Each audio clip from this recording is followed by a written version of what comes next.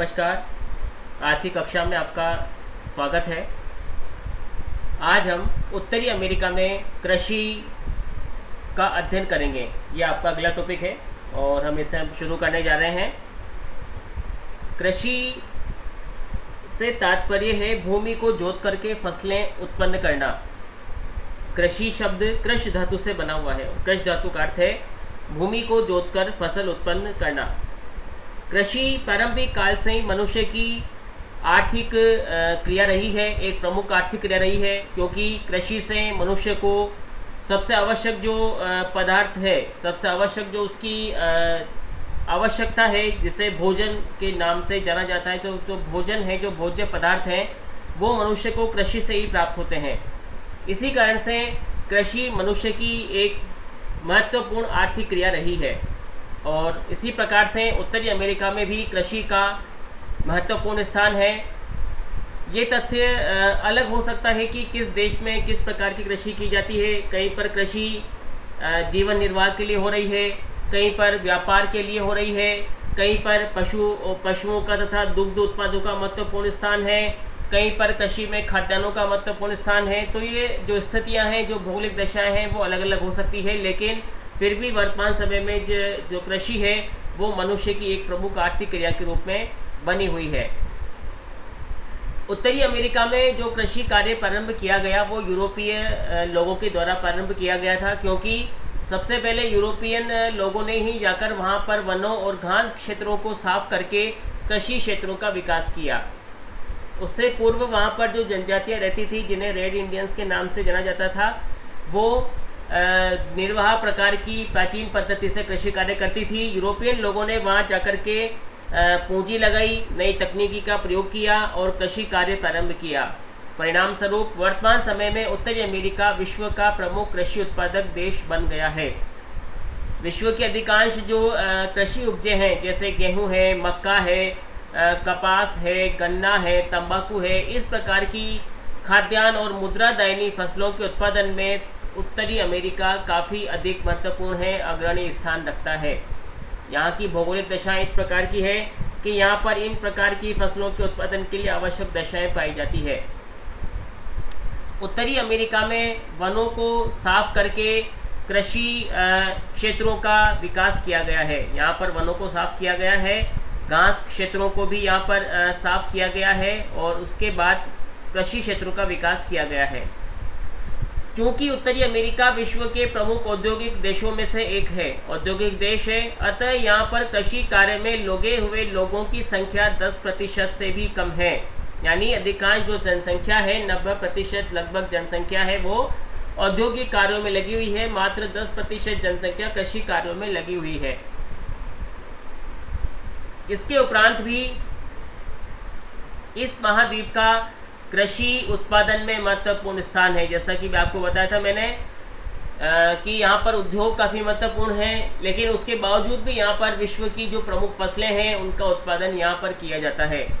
यहाँ की जो प्रमुख फसलें हैं उनमें गेहूँ, मक्का, तंबाकू, सोयाबीन, गन्ना, चावल, कपास आदि उगाई जाती है। तो ये यहाँ की मुख्य फसलें हैं, जिनमें गेहूं है, मक्का है, तंबाकू है, सोयाबीन है, गन्ना है, चावल है, आदि है, कपास आदि को सम्मिलित किया जाता है। ये सभी यहाँ की प्रमुख फसलें मानी गई है।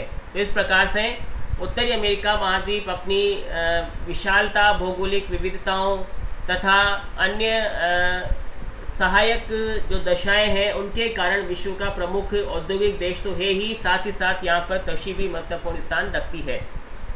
अब हम आते हैं उत्तरी अमेरिका की कृषि की विशेषताओं के बारे में। यहाँ की कृषि की कुछ विशेषताएं हैं जिनका अध्ययन हम यहाँ पर करेंगे।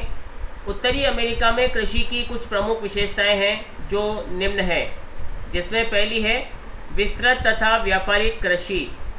उत्तरी अमेरिका में भूमि के अनुपात में जनसंख्या कम है, अतः विस्तृत कृषि की जाती है। विस्तृत कृषि में फसलें निर्यात के लिए पैदा की जाती हैं। तो जैसा कि आपको बताया था मैंने अभी कि यहाँ पर जो कृषि कार्य का विकास था वो यूरोपियन देशों के लोगों के द्वारा आकर के यहाँ पर किया गया। वह यहाँ पर वन और घास क्षेत्रों को साफ किया गया, उसके बाद यहाँ पर कृषि का विकास हुआ। तो उत्तरी अमेरिका में जो जनसंख्या है वो कम है, और जनसंख्या कम होने के कारण भूमि पर मानव संसाधनों का दबाव कम है। फलस्वरूप यहाँ पर जो कृषि भूमि का आकार है, जो जोतों का आकार है, कृषि भूमि है काफ़ी अधिक है, अर्थात कृषि कार्य के लिए विस्तृत भूमि उपलब्ध है। तो यहाँ की जो कृषि है वो विस्तृत कृषि है, बड़े बड़े कृषि फार्मों में यहाँ पर कृषि की जाती है।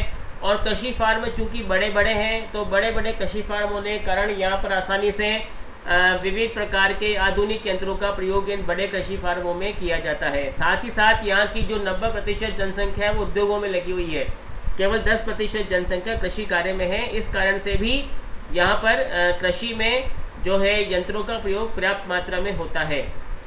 साथ ही साथ यहाँ पर जनसंख्या कम है और उत्पादन अधिक होता है। तो जनसंख्या कम, उत्पादन अधिक होने के कारण जो यहाँ का उत्पादन है उसे निर्यात किया जाता है। तो यानी कि यहाँ की जो कृषि है उसका जो मुख्य दृष्टिकोण है वो व्यापार है। इसी कारण से यहाँ की जो कृषि है उसे हम विस्तृत तथा व्यापारिक कृषि के नाम से जानते हैं। पहली विशेषता है विस्तृत तथा व्यापारिक कृषि, यानी यहाँ पर जो खेतों का आकार है, जोतों का आकार है काफ़ी बड़ा होता है, और यहाँ पर जो उपज उगाई जाती है उसका उत्पादन भी अधिक होता है। फलस्वरूप उसका वो व्यापार के लिए, निर्यात के लिए उपयोग में ली जाती है, स्थानीय जनसंख्या कम होने के कारण। दूसरी विशेषता है दोस्तों यांत्रिक कृषि। उत्तरी अमेरिका में यांत्रिक कृषि की जाती है। यांत्रिक कृषि इसलिए की जाती है कि यहाँ पर एक तो जनसंख्या कम है, और जनसंख्या कम होने के कारण मानवीय श्रम उपलब्ध नहीं होता है। तो मानवीय श्रम उपलब्ध नहीं होने के कारण यहाँ पर जो है वो कृषि यांत्रिक कृषि होती है, यंत्रों की सहायता ली जाती है। साथ ही साथ यहाँ पर जो खेत है, जो जोतों का आकार है वो काफ़ी विशाल है, और विशाल होने के कारण आसानी से कृषि यंत्रों का प्रयोग हो जाता है। साथ ही साथ यहाँ पर जो अधिकांश जनसंख्या है वो उद्योगों में लगी हुई है, और उद्योगों में अधिकांश जनसंख्या लगी होने के कारण कृषि कार्य के लिए जनसंख्या या सस्ते श्रमिक उपलब्ध नहीं हो पाते। अतः यहाँ पर जो कृषि का यंत्रीकरण है वो विश्व में अपनी चरम सीमा पर है। सर्वाधिक यंत्रीकरण फसल उगाने में यहाँ पर किया गया है। फसल उगाने से लेकर के, काटने से लेकर के पैकिंग तक का सारा कार्य मशीनों की सहायता से किया जाता है। तो ये इसकी दूसरी प्रमुख विशेषता है यांत्रिक कृषि। कृषि में यंत्रीकरण बहुत अधिक मात्रा में हुआ है, जिसके मुख्य कारण हैं, एक तो यहाँ जनसंख्या कम है, सस्ते श्रमिक नहीं मिलते हैं, दूसरा यहाँ की अधिकांश जनसंख्या औद्योगिक कार्यों में लगी हुई है, और तीसरा यहाँ पर जो विस्तृत क्षेत्र है, विस्तृत क्षेत्र होने के कारण, बड़े बड़े खेत होने के कारण, फार्म हाउस होने के कारण आसानी से कृषि यंत्रों का प्रयोग कर लिया जाता है। यानी जैसे कि छोटे छोटे वायुयानों के द्वारा कीटनाशकों का छिड़काव किया जाता है। खेतों में छोटे छोटे रेल मार्ग बिछे हुए हैं जिनसे उपज को सीधे ही बड़े बड़े गोदामों में लाकर के इकट्ठा किया जाता है। तो इस प्रकार से अति यंत्रीकरण की दशा है ये। तो यांत्रिक कृषि उत्तरी अमेरिका की प्रमुख विशेषता है। इसके बाद तीसरी विशेषता है कृषि का क्षेत्रीय विशिष्टीकरण। इससे आशय है कि उत्तरी अमेरिका में कुछ विशिष्ट क्षेत्रों में विशिष्ट फसलों का उत्पादन होता है। उत्तरी अमेरिका में कई क्षेत्रों में खास फसलें उगाई जाती है, जैसे प्रेरी क्षेत्र जो है, प्रेरी घास का मैदान है, वहाँ पर घास को साफ करके वहाँ पर कृषि की जाती है। तो वहाँ पर गेहूं की खेती की जाती है, तो वो गेहूं के लिए प्रसिद्ध है। प्रेरी प्रदेश गेहूं के लिए प्रसिद्ध है, तो उसे विश्व की गेहूं की टोकरी कहते हैं। महान झीलों के दक्षिण में इलिनॉइस और आयोवा राज्यों में मक्का पेटी स्थित है, तो उसे वो जो क्षेत्र है वो मक्का के लिए प्रसिद्ध है। इसी प्रकार दक्षिण की ओर के जो राज्य हैं, जिसमें कंसास वगैरह, फ्लोरिडा आदि आते हैं, उन सभी टेक्सास वगैरह जो राज्य हैं उन सभी में कपास उगाई जाती है। तो प्रत्येक क्षेत्र में, यहाँ पर प्रत्येक प्रदेश में विशिष्टीकरण हुआ है। प्रेरी प्रदेश में गेहूँ उगाया जाता है, महान झीलों के दक्षिण की ओर मक्का पेटी स्थित है क्योंकि वहाँ पर उसके अनुकूल जलवायु पाई जाती है, और इस प्रकार दक्षिण की ओर दक्षिणी पूर्वी जो राज्य हैं, खाड़ी तटीय क्षेत्र है, वहाँ पर कपास उत्पादन किया जाता है क्योंकि वहाँ पर कपास के उत्पादन के लिए आवश्यक दशाएँ पाई जाती है। तो इस प्रकार से उत्तरी अमेरिका में कृषि का क्षेत्रीय विशिष्टीकरण भी हुआ है। स्थान विशेष पर स्थान विशेष प्रकार की फसल उगाई जाती है। अगली विशेषता है यहाँ के बड़े बड़े कृषि फार्म। यहाँ पर जो कृषि फार्म है वो बहुत बड़े बड़े हैं, जिसका प्रमुख कारण मैंने आपको पहले बता दिया। यहाँ जनसंख्या कम है, तो जनसंख्या कम होने के कारण तथा क्षेत्रफल अधिक होने के कारण उत्तरी अमेरिका में फार्मों का आकार काफ़ी बड़ा है। अतः बड़े कृषि फार्मों पर यांत्रिक तरीके से खेती की जाती है। तो यहाँ पर जो कृषि फार्म है उनका आकार सामान्य से कहीं बड़ा है, और इसका जो प्रमुख कारण है वो ये है कि यहाँ पर तो जनसंख्या कम है, दूसरा यहाँ क्षेत्रफल अधिक, इसी कारण से यहाँ पर बड़े बड़े कृषि फार्मों में विस्तृत व्यापारिक कृषि की जाती है। आधुनिकतम कृषि, अगली विशेषता है दोस्तों यहाँ पर कि आधुनिकतम कृषि विधियों तथा उर्वरकों के प्रयोग से प्रति हेक्टेयर उत्पादन भी अधिक होता है। यहाँ पर उदाहरण के लिए आपको बताऊँ कि जो गेहूं का उत्पादन है, गेहूं के उत्पादन के प्रत्येक उत्पादन में संयुक्त उत्तरी अमेरिका का महत्वपूर्ण स्थान है। कनाडा तथा संयुक्त राज्य अमेरिका के जो प्रेरी मैदान है वहाँ पर उर्वरकों तथा यांत्रिकरण के कारण गेहूं का प्रति हेक्टेयर उत्पादन बहुत अधिक होता है। तो इसका प्रमुख कारण है, एक तो आधुनिक कृषि विधियों का उपयोग किया जाता है, मशीनीकृत कृषि है, सारा कार्य मशीनों से होता है, उर्वरकों का प्रयोग भी किया जाता है। इसी कारण से प्रति हेक्टेयर उत्पादन फसलों का काफ़ी अधिक होता है। अगली विशेषता है कृषि फार्मों पर कृषि के साथ साथ मुर्गी पालन, मत्स्य पालन तथा पशुपालन आदि अनेक आर्थिक क्रियाएं भी संपन्न होती है। तो यहाँ पर बड़े बड़े कृषि फार्म हैं, तो उन कृषि फार्मों में कृषि के साथ साथ मुर्गी पालन, पशुपालन, मत्स्य पालन आदि क्रियाएं भी की जाती हैं, यानी ये कृषि की जो अन्य सहायक क्रियाएं हैं वो भी इन बड़े बड़े कृषि फार्मों पर साथ के साथ की जाती हैं। अगली विशेषता है दोस्तों, यहाँ पर ट्रक फार्मिंग भी होती है। ट्रक फार्मिंग से जब हमने विश्व के कृषि प्रदेशों के बारे में पढ़ा था तो हमने पढ़ा था कि ट्रक फार्मिंग एक विशेष प्रकार की कृषि है जो बड़े बड़े औद्योगिक नगरों, बड़े बड़े विकसित नगरों के समीप की जाती है, जहाँ पर फल, सब्जियाँ, फूल आदि उगाए जाते हैं और उन्हें शीघ्र ही ट्रकों के द्वारा तीव्र परिवहन के साधनों के द्वारा नगरों तक पहुँचा दिया जाता है। तो संयुक्त उत्तरी अमेरिका में भी इस प्रकार की जो कृषि है वो विकसित हुई है।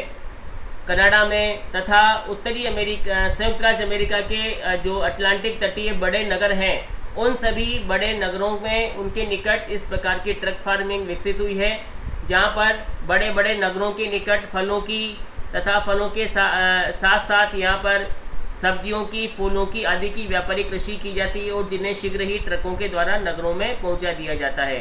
तो चूँकि बड़े नगर हैं, विकसित नगर हैं, तो उनके नगरों के निकट इस प्रकार की कृषि का विकास हुआ है। अगली विशेषता है उत्तरी अमेरिका कुछ विशेष फसलों के उत्पादन में, जिनमें कपास है, मक्का है, गेहूं है, तंबाकू है आदि के उत्पादन में अग्रणी है। तो इनका जो उत्पादन है यहाँ पर काफ़ी अधिक मात्रा में होता है। कृषि के बढ़ते यांत्रिकरण के कारण कृषिगत जनसंख्या के प्रतिशत में ह्रास हो रहा है। तो एक तो यहाँ पर अधिकांश जनसंख्या कृषि का औद्योगिक कार्यों में लगी हुई है, दूसरा यहाँ पर कृषि कार्य में यंत्रीकरण बढ़ता जा रहा है। तो इसके फलस्वरूप जो कृषि कार्य में लगी हुई जनसंख्या उसका प्रतिशत भी निरंतर कम होता जा रहा है। जैसे आपको बताया मैंने, केवल 10% या उससे भी कम जनसंख्या कृषि कार्यों में लगी हुई है, 90% से अधिक जनसंख्या औद्योगिक तथा उससे संबंधित क्रियाओं में लगी हुई है। तो इस कारण से यहाँ पर कृषिगत जनसंख्या का जो प्रतिशत है वो धीरे धीरे गिरता जा रहा है। लेकिन इन सभी तथ्यों के होने के बावजूद भी उत्तरी अमेरिका के देश, जिसमें कनाडा तथा संयुक्त राज्य अमेरिका, मेक्सिको आदि आते हैं, विश्व के प्रमुख कृषि उत्पादक देश बने हुए हैं। गेहूं तथा मक्का उत्पादन में तो इनका गेहूं, मक्का तथा कपास, गन्ना, सोयाबीन, तंबाकू आदि फसलों के उत्पादन में कनाडा, संयुक्त राज्य अमेरिका और मेक्सिको का महत्वपूर्ण स्थान माना जाता है। और इन सभी फसलों के उत्पादन में यहाँ की जलवायु, यहाँ की भौगोलिक दशाओं आदि का भी प्रमुख योगदान है। तो इस प्रकार से संयुक्त राज्य उत्तरी अमेरिका में जो कृषि है वो अपनी विकसित अवस्था में है। भले ही ये तथ्य एक और है कि वहाँ पर जनसंख्या कम होने के कारण श्रमिक उपलब्ध नहीं है, तथा श्रमिक उपलब्ध नहीं होने के कारण उसका जो दूसरा जो पक्ष है वो ये है कि श्रमिक उपलब्ध नहीं है तो यांत्रिकरण बढ़ गया है, और यांत्रिकरण बढ़ जाने के कारण जो उत्पादन है वो काफ़ी अधिक हो रहा है। बड़े बड़े कृषि फार्म में है जिनमें आसानी से बड़े बड़े यंत्रों का प्रयोग किया जा सकता है। तो यहाँ पर एक प्रकार से कृषि का विकसित स्वरूप हमें देखने को मिलता है। और इसी कारण से यहाँ पर चूंकि पूंजी भी उपलब्ध है और पूंजी उपलब्ध होने के कारण यहाँ की कृषि विस्तृत कृषि है और अधिकांश फसलों का जो उत्पादन है वो व्यापारिक दृष्टि से किया जाता है, क्योंकि स्थानीय उपभोग कम है, जनसंख्या कम होने के कारण यहाँ से गेहूं, कपास, मक्का जैसी प्रमुख खाद्य फसलों का निर्यात यहाँ से किया जाता है। गेहूं का काफ़ी अधिक मात्रा में निर्यात होता है, कपास का भी काफ़ी अधिक मात्रा में निर्यात होता है। मक्का यहाँ पर काफ़ी काम आती है क्योंकि जो मांस पालन उद्योग है वहाँ पर सुअरों को मक्का खिला करके उनसे मांस प्राप्त किया जाता है। तो इस प्रकार से यहाँ की जो उपज है काफ़ी विविधता लिए हुए, काफ़ी विविधतापूर्ण है। इस प्रकार आज हमने उत्तरी अमेरिका की कृषि तथा उसकी विशेषताओं का अध्ययन किया।